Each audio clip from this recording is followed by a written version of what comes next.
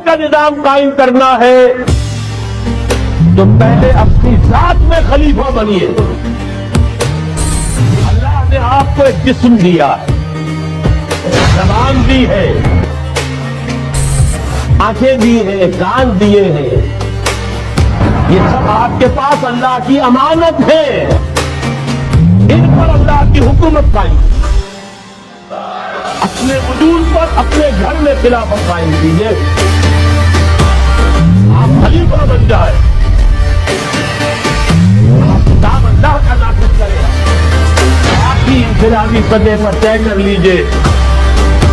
जिस चीज में अल्लाह ने तुम्हें खिलाफत अता की है, दौलत दी है, माल दिया है, जायदाद दी है, औलाद दी है, शहादत दी है, जो दिया है लगा दो, खपा दो, खर्च कर दो अल्लाह के दीन के लिए। जान लीजिए जब तक अफराद इस खिलाफत का हक अदा नहीं करेंगे, इज्तिमाई खिलाफत कभी नहीं आए।